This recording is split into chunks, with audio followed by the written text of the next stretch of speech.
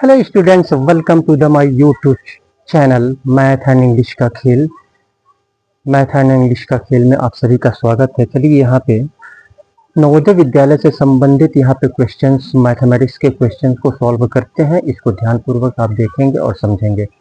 तो चलिए इस क्वेश्चन को सॉल्व करते हैं। और अगर आप मेरे चैनल पे पहली बार हैं, ठीक है, तो आप इसे सब्सक्राइब कर लें और सब्सक्राइब करने के बाद बेल आइकन को अवश्य क्लिक करें, जिससे कि जितने भी वीडियोस हमारे द्वारा अपलोड हो तो उसका नोटिफिकेशन समय समय पर आपको मिलता रहे। चलिए इस क्वेश्चन को सॉल्व करते हैं। इंग्लिश मीडियम वाले बच्चे और हिंदी मीडियम वाले बच्चे दोनों बच्चे देखेंगे। तो यहाँ पे दिया हुआ है the product of two numbers is 5/4 if one number is 5/6 what is the other number.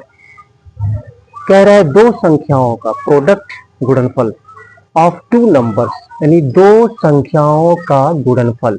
दो संख्याओं का गुणनफल 5/4 है, 5/4 है, 5/4 है।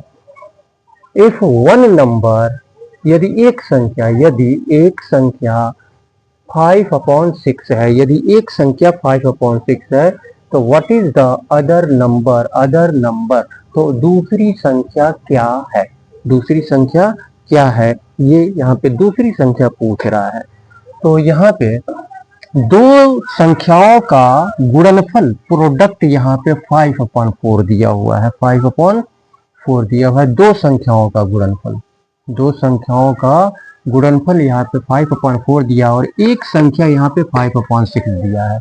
तो दूसरी संख्या पूछ रहा है, तो दूसरी संख्या क्या करेंगे, यहाँ पे मान के चलेंगे, ठीक है। दूसरी संख्या हम मान लेंगे, दूसरी संख्या हम यहाँ पे मान लेंगे, ठीक है। सॉल्यूशन में ये स्टेटमेंट मैं सिर्फ आपके समझने के लिए, आपके समझने के लिए मैं लिख रहा हूँ, ठीक है। तो यहाँ पे मान लेंगे अदर, सीधे सीधे मैं लिख दे रहा हूँ, सीधे सीधे मैं लिख दे रहा हूँ अदर नंबर। अदर नंबर मैं सीधे सीधे मैं मान ले रहा हूँ इक्वल टू एक्स, ठीक है। और पहला नंबर यहाँ पे 5/6 है, तो 5/6 प्रोडक्ट और दूसरा नंबर हमने x माना है, x, और प्रोडक्ट यहाँ पे दिया हुआ है 5/4, 5/4। तो x को यहीं रहने देते हैं, क्योंकि दूसरा नंबर हमको निकालना है, दूसरी संख्या हमको निकालनी है। 5/6 को इधर ले जाएंगे, यहाँ पे इंटू है, इंटू से कनेक्टेड है, तो इधर जाएगा तो डिवाइड हो जाएगा, x यहीं पे छूट जाएगा, 5/4 और डिवाइडेड बाई 5/6 हो जाएगा। 5/6 और x इक्वल टू, अब ये 5/6 के पहले ये डिवाइड का साइन है, तो हम क्या करेंगे, इसको इनटू में कन्वर्ट करेंगे। इसको इनटू में कन्वर्ट करेंगे तो ये 6 ऊपर चला जाएगा, 5 नीचे आ जाएगा। तो 5/4 इंटू 6/5 हो जाएगा। 5 से 5 कैंसिल हो जाएगा, तो 6/4, x equal to 6/4, x equal to 6/4। या तो इतना भी लिख सकते हैं, या इसको छोटा करके आप लिख दीजिए, एक अंक से छोटा हो जाएगा ये। 2 2 जा 4, 2 3 जा 6, तो 3/2 हो जाएगा, 3/2। दूसरी संख्या हमने x माना है और दूसरी संख्या यहाँ पे 3/2 निकल के आ रहा है। यही जो है आंसर हो जाएगा, ठीक है। चलिए अगले क्वेश्चन को सॉल्व करते हैं।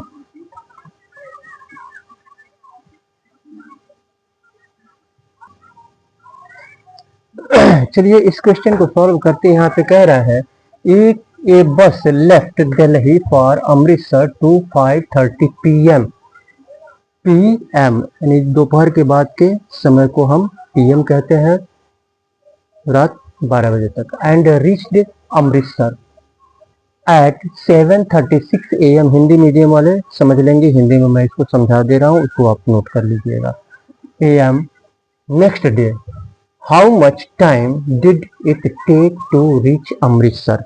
कह रहा है कि एक बस जो है दिल्ली छोड़ी फॉर अमृतसर, अमृतसर के लिए एक बस जो है दिल्ली छोड़ी, यानी दिल्ली से अमृतसर के लिए वह छूटी कितने बजे, एट 5:30 PM, 5:30 बजे शाम को, 5:30 बजे शाम को वह जो है अमृतसर के लिए दिल्ली से रवाना हुई। एंड दिल्ली से अमृतसर के लिए 5:30 बजे एक बस रवाना हुई और एंड रिच्ड अमृतसर, और अमृतसर वह पहुंची। कब पहुंची? 7:36 AM, यानी सुबह 7:36 पर वह अमृतसर पहुंची। नेक्स्ट डे, अगले दिन, how much time did it take, तो यह जो है हाउ मच टाइम यानी कितना समय लिया टू रीच अमृतसर, अमृतसर पहुंचने में कितना समय बस ने लिया, अमृतसर पहुंचने में बस ने कितना समय पूछ रहा है, कितना टाइम लिया। तो यहाँ पर अब हम देखेंगे कि यहाँ पे 5:30 पर वह रवाना हो रही है अमृतसर के लिए, 5:30 PM पर। तो टाइम यानी आधी रात तक, यानी 12 बजे तक हम टाइम देखेंगे। 5:30 PM पर रवाना हो रही है दिल्ली से अमृतसर के लिए, तो 5:30 से रात के 12 बजे तक कुल कितना टाइम होगा, तो यहाँ पे यानी रात के 12 बजे यानी मिडनाइट तक टाइम। सॉल्यूशन में मैं लिख दे रहा हूँ टाइम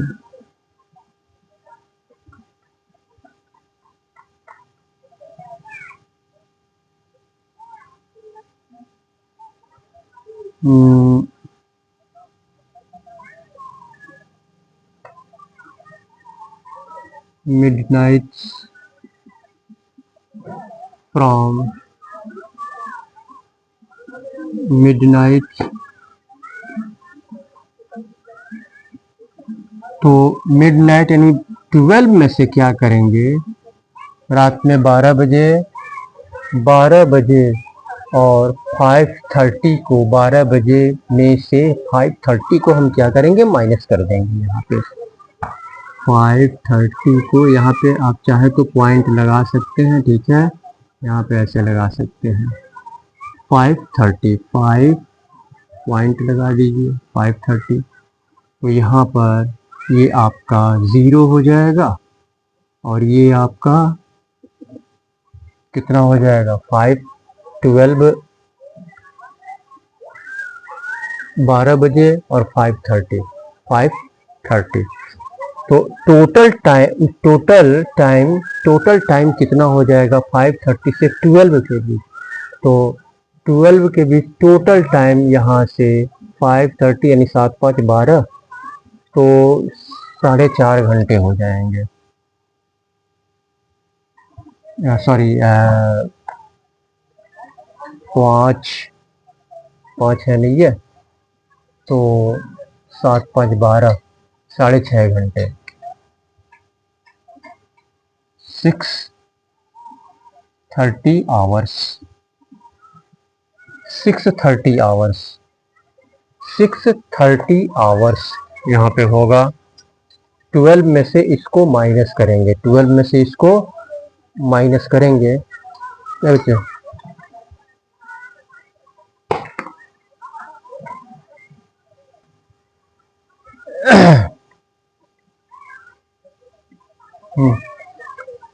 तो 6.5 घंटा हो रहा है। कैसे घटाएंगे कैसे, इसको समझ लीजिए कैसे घटाएंगे।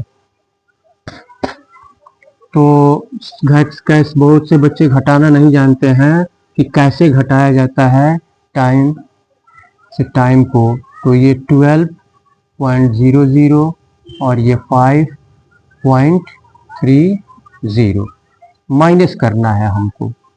12 यहाँ पे पॉइंट के बाद 2 0 है, 2 0 लगा देंगे। यहाँ पे 2 डिजिट है, 2 डिजिट यानी 0 के रूप में हम लगा देंगे, बराबर कर देंगे इसको, ठीक है, और 5.30। तो यहाँ से ये 12 है, ठीक है। तो 1 आवर मतलब इधर जो है आपका पॉइंट के इधर मिनट हो गया, पॉइंट के दाहिने साइड में आपका मिनट हो गया। तो 60 मिनट जो है, 60 मिनट इसमें से ये निकल जाएगा, यानी 1 घंटा, 60 मिनट इक्वल टू 1 घंटा। तो 60 मिनट ये यहाँ पर आ जाएगा, इसमें से 12 में से निकल करके 60 मिनट यहाँ पर आ जाएगा, यहाँ बचेगा आपका 11। अब इससे कोई मतलब नहीं है, ठीक है। तो अब इसमें से इसको सब्ट्रैक्ट करेंगे, तो ये 0 और 6 में से 3 3, ठीक है, और ये हो जाएगा आपका 11 में से 5 6, ऐसे निकाल लेंगे, ठीक है। अब इसके बाद से 12 के बाद 1 बचता है, ठीक है। तो अब 12 बजे से 7:36 तक टाइम कितना हुआ? 12 बजे से 7:36 तक टाइम जो है, time from 12 to 7:36 AM equal to, तो 12 बजे से 7:36 तक 12 के बाद 1 शुरू हो जाता है, तो 7 घंटा 36 मिनट होगा, 7 घंटा 36 मिनट होगा मिडनाइट से, 7 घंटा 36 मिनट।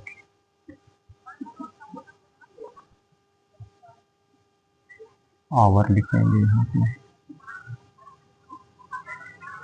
तो यहाँ पे आपका यहाँ पे कितना हो गया, यानी 5:30 से 12 बजे तक, 5:30 से 12 बजे तक ये आपका जो है, यहाँ पे 5:30 से 12 बजे तक यहाँ पे टाइम हो गया 6.5 घंटे, और 12 बजे से जो है 7:36 सुबह तक, AM का मतलब सुबह, 7:36 सुबह तक जो है ये 7 घंटा 36 मिनट हो गया। तो यहाँ पे टोटल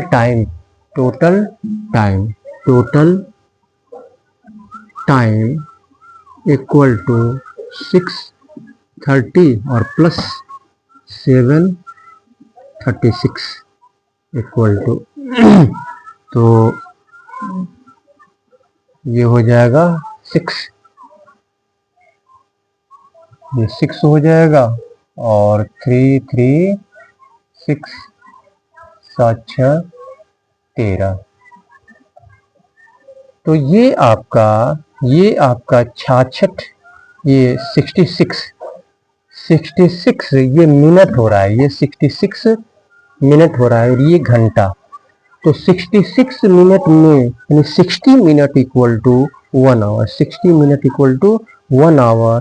तो 60 इसमें से हम इसमें ला करके ऐड कर देंगे, 60 हम इसमें से ला करके इसमें ऐड कर देंगे, तो यहाँ पे केवल 6 बचेगा। तो यहाँ पर हो जाएगा आपका 14 आवर्स और 6 minute, 14 hours 6 minutes. Total time जो है बस जो है 40 आवर्स 6 मिनट ली। चलिए अगले क्वेश्चन को सॉल्व करते हैं।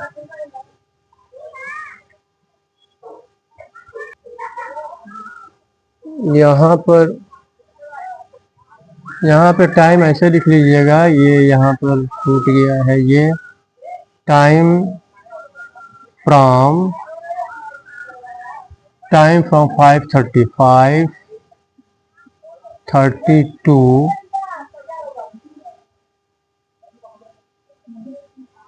midnight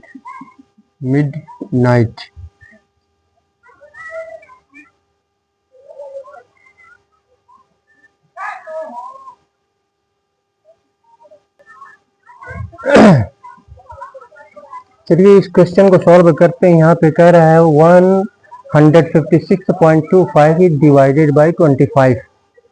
अगर इसको कह रहा है कि इतने को अगर भाग दिया जाता है 25 से, तो भागफल क्या होगा? कोशेंट मतलब भागफल क्या होगा? 25 से इतने को भाग दिया जाता है तो भागफल क्या होगा? भागफल क्या है ये हमको निकालना है। तो ये डिवीजन आपको आना चाहिए, ठीक है, डिवीजन आपको आना चाहिए। तो ऐसे भाग देंगे हम, ठीक है। पहले पॉइंट को छोड़ दीजिए, आप पॉइंट को छोड़ दीजिए, सीधे सीधे उतार दीजिए, पॉइंट को हटा दीजिए अभी। तो 15625 तो 25 से ये 156 है। 100 2 अंक लेंगे तो ये 25 से छोटा हो जाएगा, 2 अंक लेंगे तो 25 से छोटा हो जाएगा, तो 3 अंक लेंगे 156 156। तो कितनी बार में जाएगा? 6 बार में जाएगा। 25 छक्के 150 150 माइनस करेंगे तो 6 हो जाएगा, ये 0 0 हो जाएगा। अब यहाँ पे अगला 2 उतारेंगे, 2 उतारेंगे, 25 दूनी 50 हो जाएगा और घटाएंगे इसको तो इतना हो जाएगा। अब इससे छोटा हो गया तो अगला अंक 5 उतारेंगे, 5 उतारेंगे, 25 25 125 125। तो यहाँ पे हम देखते हैं कि कोसेंट जो है भागफल 625 आ गया। ये भागफल 625 आया। अब यहाँ पर पॉइंट आपका कहाँ पे है? यहाँ पर है पॉइंट, यहाँ पर पॉइंट है, यहाँ पर पॉइंट है। तो क्या करेंगे, जो कोसेंट आया है, ये जो डिविडेंड है, ठीक है, जिसमें हम भाग दे रहे हैं, जिसमें हम भाग दे रहे हैं, ठीक है, या जिसको हम भाग दे रहे हैं, तो 2 अंक के बाएं यानी 2 डिजिट के लेफ्ट साइड में, 2 डिजिट के लेफ्ट साइड में, 2 डिजिट के लेफ्ट साइड में पॉइंट है, तो 2 डिजिट के लेफ्ट साइड में पॉइंट हम रख देंगे।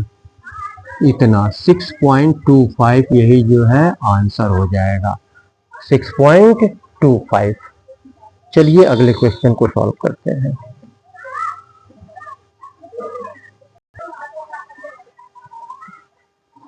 चलिए इस क्वेश्चन को सॉल्व करते हैं। 3 bells rings at intervals of 12 minutes, 14 minutes and 18 minutes respectively। Hindi medium वाले नोट कर लेंगे। कह रहा है कि 3 घंटियां, 3 bells यानी 3 घंटियां रिंग्स बजती हैं एट इंटरवल्स ऑफ 12 मिनट,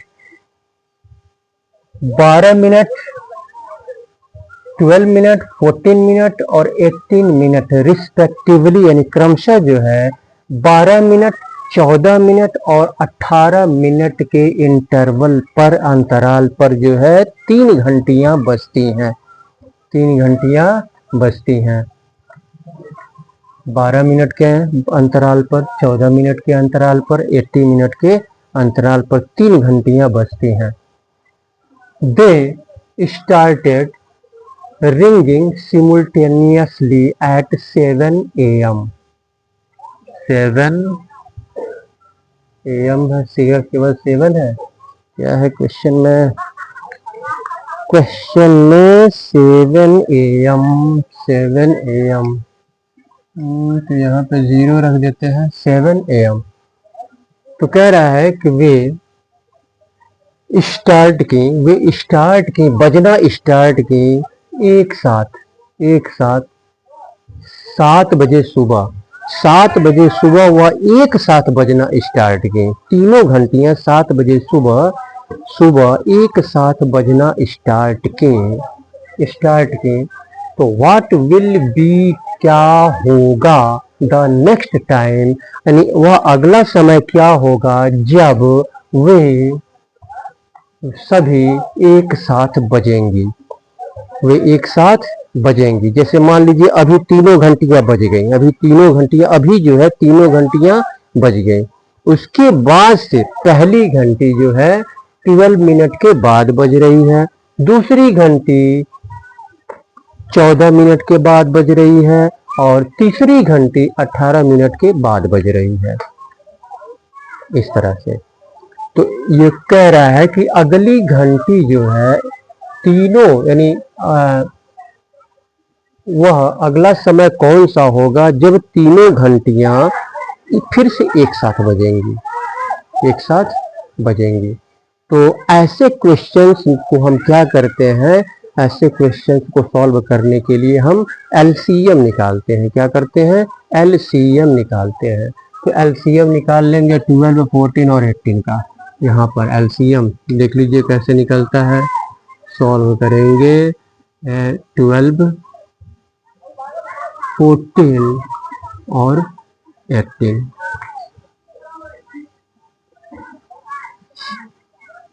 2 6 जा, 2 7 जा, 2 9 जा, 6 और 9 एक अंक से कट जाएगा, 3 से 7, अब 2 2 से कटेगा, 3 3 से कटेगा, 7 7 से कटेगा, तो ये हो जाएगा एलसीएम 2 इंटू,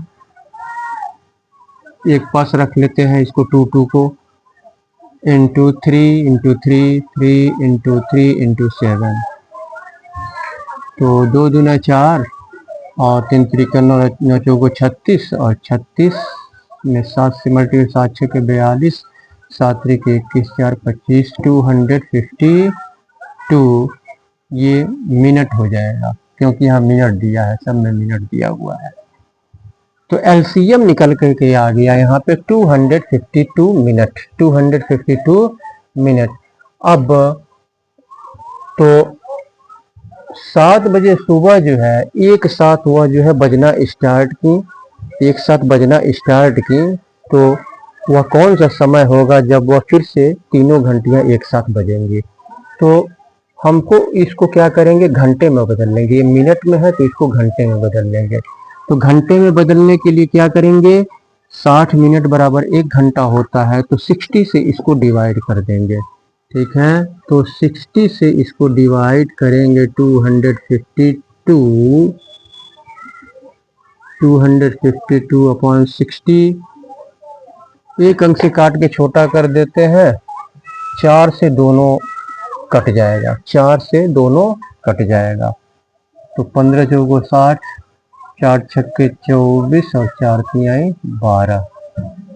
अब 63 अपॉन 50 15 हो गया, छोटा हो गया, तो 15 से 63 को डिवाइड कर देंगे, ये 63 को 15 से डिवाइड कर देंगे, टेबल याद कर लीजिएगा, 15 चौको 60, 3 बचा, यहाँ पॉइंट बढ़ाएंगे, यहाँ 0 बढ़ाएंगे, 15 दूनी 30, तो ये हो गया 4 और ये आपका 20 मिनट, तो 4 आवर्स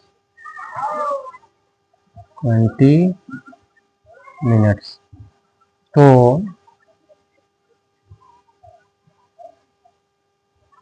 अब यहाँ पे 7 बजे एक साथ बजती हैं, तो इस ये जो टाइम है इस टाइम को हम 7 AM में ऐड कर देंगे, 7 AM में 7 सुबह का 7 बजे, तो एक साथ फिर से कब बजेंगी, दे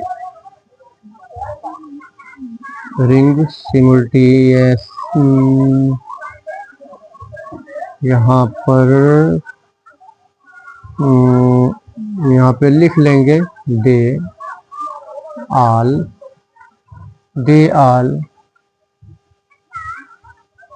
विल रिंग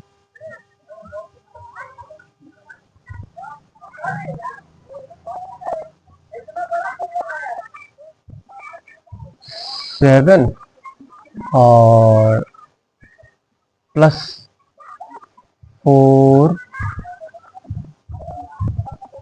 20 लिख लीजिए,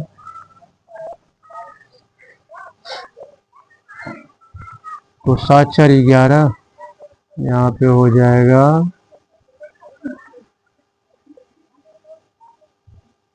8:20, 11:20 पर, 11:20 पर क्या सुबह, तो AM 11:20 पे फिर से वे एक साथ बजेंगे। चलिए इसके बाद से अगले क्वेश्चन को सॉल्व करते हैं।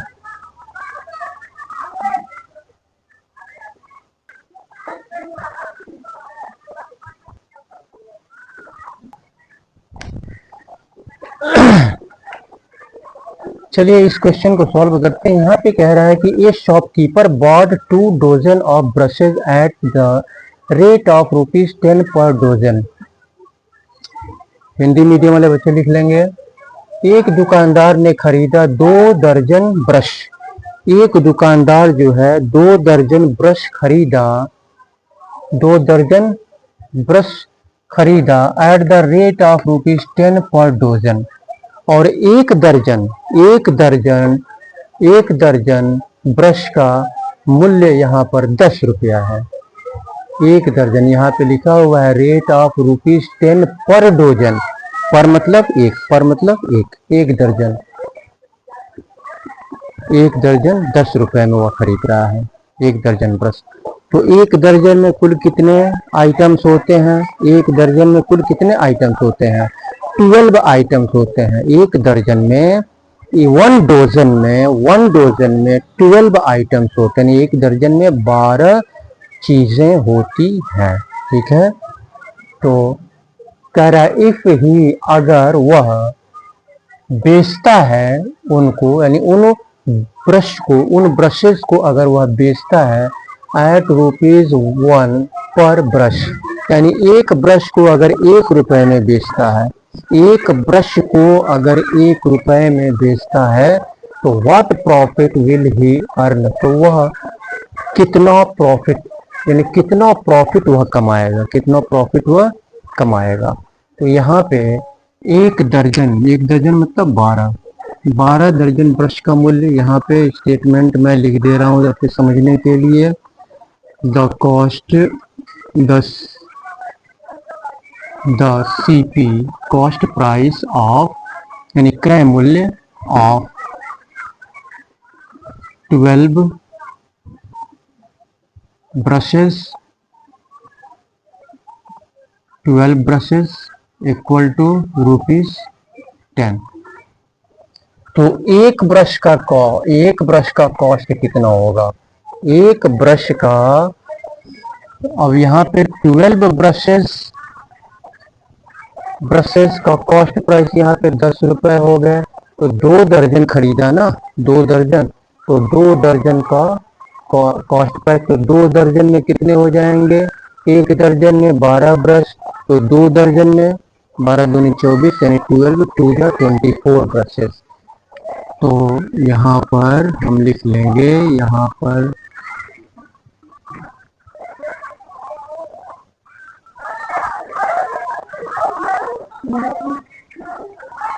पर हम लिख लेंगे द CP ऑफ 12 दूनी 24, यानी यहाँ पे 2 लिख रहे हैं,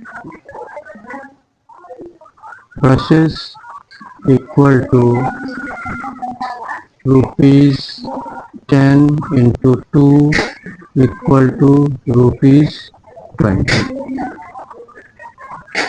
तो यहाँ पे CP हो गया 2 दर्जन का CP, यानी कॉस्ट प्राइस जो है 20 रुपया हो गया, 20 रुपए हो गया।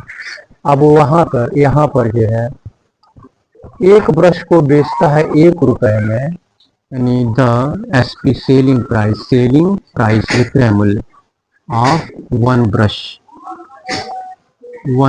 Equal to ₹1।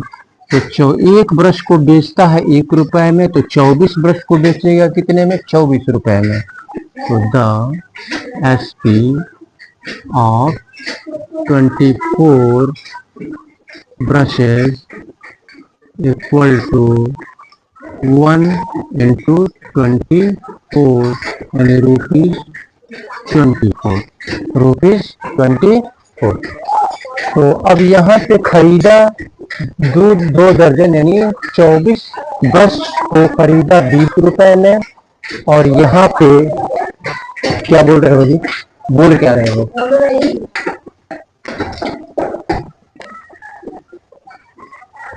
और यहाँ पे सेलिंग प्राइस ऑफ 24 ब्रशेस और 24 ब्रशों का सेलिंग प्राइस, यानी 2 दर्जन ब्रशों का सेलिंग प्राइस यहाँ पे 24 रुपीज हो रहा है। तो प्रॉफिट कितने का हो रहा है?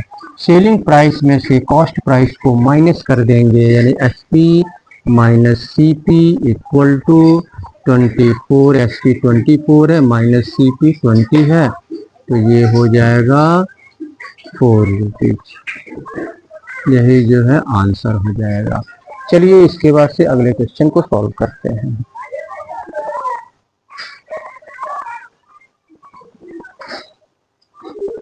चलिए इस क्वेश्चन को सॉल्व करते हैं। यहाँ पे कह रहा है what is the sum of 14 whole 7/12 and 12 whole 9/17। तो यहाँ पे क्या करेंगे, पहले इसका इसमें मल्टीप्लाई करेंगे और ऊपर वाले को यानी न्यूमरेटर को हम ऐड कर देंगे।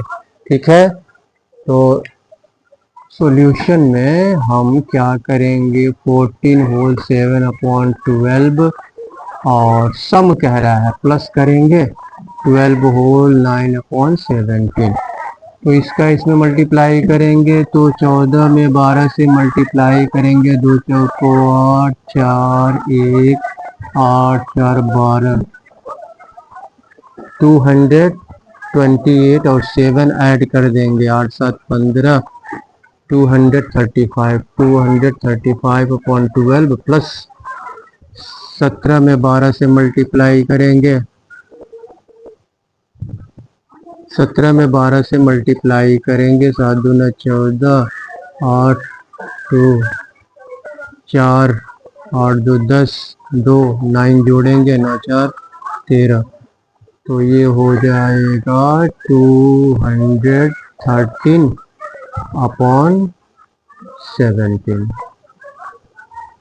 अब यहाँ पे 12 और 17 का एलसीएम निकालेंगे। तो यहाँ पे देख रहे हैं कि ये 2 2 4 2 3 4 से तो डिविजिबल है, लेकिन ये 17 केवल 1 से और अपने आप से डिविजिबल है। ये प्राइम नंबर है, ये प्राइम नंबर है।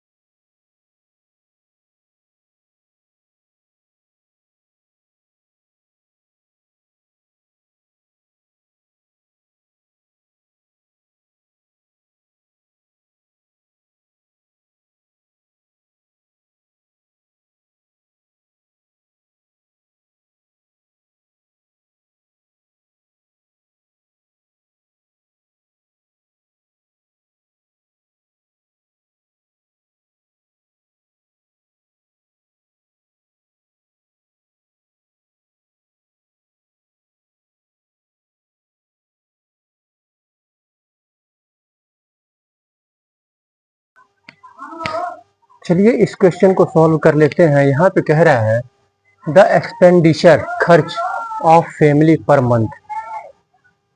कह रहा है कि यहाँ पे ए बना लीजिएगा।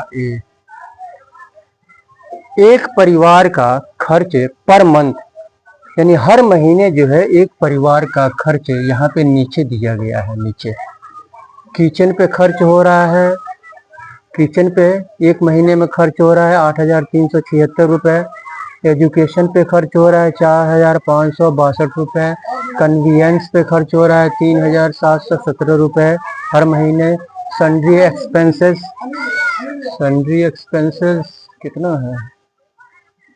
सन्ड्री एक्सपेंसेस, सन्ड्री एक्सपेंसेस 6,344, 6,344 है ये। तो ये एक एक महीने का खर्च है, एक एक महीने का खर्च है। तो टोटल खर्च कितना होगा यहाँ पर? यहाँ पर कह रहा है अब टोटल खर्च पहले निकालेंगे, उसको राउंड ऑफ करेंगे नियरेस्ट 1000 तक।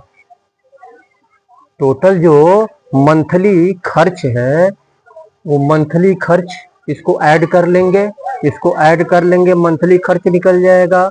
उसके बाद से जो आएगा ऐड करने पे, सम करने पे जो आएगा उसको हम नियरेस्ट 1000 तक राउंड ऑफ करेंगे, तब जाके आंसर निकल के आएगा। ठीक है, तो यहाँ पर टोटल एक्सपेंडिचर यानी टोटल खर्च कितना हो जाएगा, सॉल्व करेंगे तो total expenditure equal to 8,376 plus 4,562 plus 3,717 plus 6,344। तो ये हो गया 4, 7, 4, 11, 13, 13, 6, 19, 8, 6, 14, 14, 1, 15, 15, 4, 19 और 4, 7, 4, 11, 11, 5, 16, 16, 3, 19, 9, 4, 13, 13, 3, 16, 6, 6, 12, 22।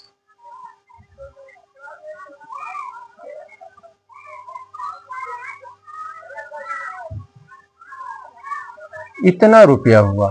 अब इसको जो है, इस रुपए को हम क्या करेंगे, नियरेस्ट 1000 तक राउंड अप करेंगे, नियरेस्ट 1000 तक इसको राउंड अप करेंगे। तो यहाँ पर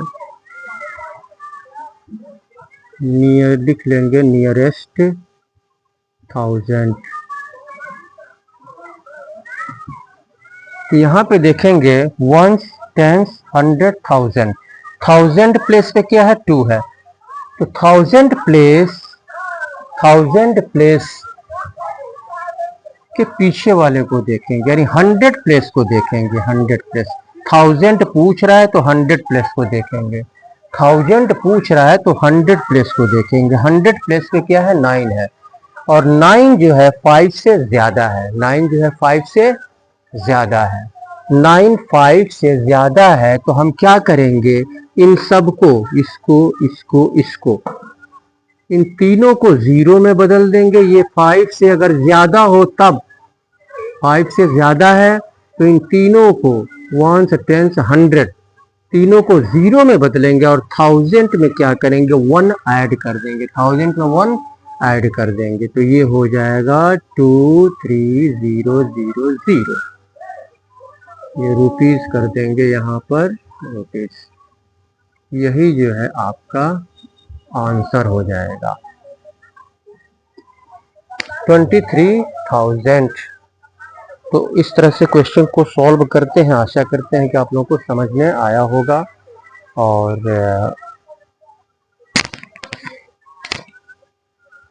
एक मिनट,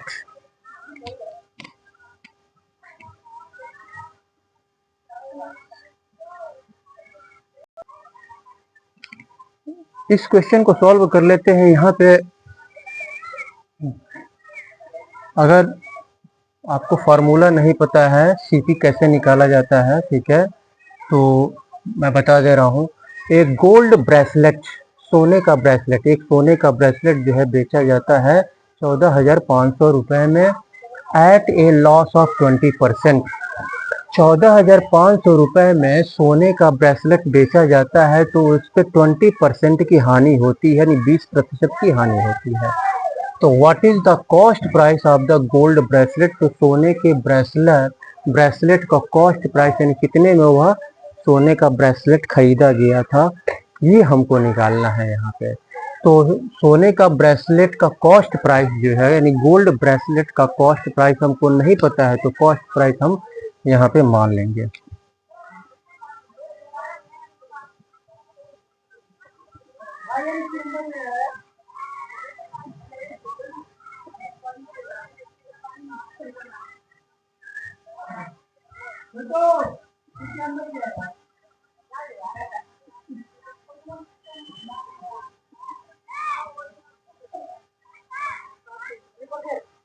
एक्स मान लेंगे। 20% लॉस हो रहा है तो यहाँ पे सेलिंग प्राइस क्या हो जाएगा? सेलिंग प्राइस के इक्वल एक्स 20% लॉस हो रहा है, 20% लॉस हो रहा है तो 100 में से 20 को माइनस करेंगे, 100 में से 20 को माइनस करेंगे तो 80 हो जाएगा और अपन 100 रख देंगे यहाँ पर। तो एस पी इतना है 14,500 इक्वल टू 10 से 10 कैंसिल, एक अंक से छोटा कर देंगे, 2 चौको 8 और 2 पचे 10, तो 4x/5 यानी x इंटू 4/5 हमको कॉस्ट प्राइस निकालना है। इंटू 4/5 को इधर ले आएंगे तो डिवाइड हो जाएगा 4/5, इधर बचेगा x। इसको इसके पहले 4/5 ये फ्रैक्शन है, इसके पहले डिवाइड है, इंटू में कन्वर्ट करेंगे तो 5/4 हो जाएगा इक्वल टू x। तो 4 तिहाई 12, 4 छक्के 24, 4 तिहाई 12 और 4 छक्के 24, 4 दूनी 8, 4 पचे 20। इसका इसमें मल्टीप्लाई कर देंगे, 5 पचे 25, 5 दूनी 10, 2 12 और 5 छक्के 30, 1 31, 5 3 15 3 18। तो कॉस्ट प्राइस हमने x माना है और x का वैल्यू इतना निकल के आ गया, ठीक है, ये रुपीज हो जाएगा। 18,125 रुपए में खरीदा गया था और 14,500 रुपए में बेचा गया, तो यही कॉस्ट प्राइस आंसर हो जाएगा। तो आशा करते हैं कि आप लोग को समझ में आया होगा और फिर इसको आप प्रैक्टिस में लेंगे। समझ में न आया हो तो इसको कई बार देख लेंगे, आपको समझ में आ जाएगा और प्रैक्टिस में लेंगे तो निश्चित रूप से आपको सफलता मिलेगी। और अगर आप हमारे चैनल पे नए हैं तो आप इसे सब्सक्राइब कर लें और सब्सक्राइब करने के बाद बेल आइकन को अवश्य क्लिक करें, जिससे कि जितने भी वीडियोस हमारे द्वारा अपलोड हों तो उसका नोटिफिकेशन समय समय पर आपको मिलता रहे। और वीडियो को लाइक कर दें और शेयर करें अपने मित्रों में, ठीक है। तो इसी के साथ मैं सुशील कुमार आपसे अनुमति लेता हूँ, फिर नेक्स्ट वीडियो में आपसे मुलाकात होगी, तब तक के लिए बहुत बहुत धन्यवाद।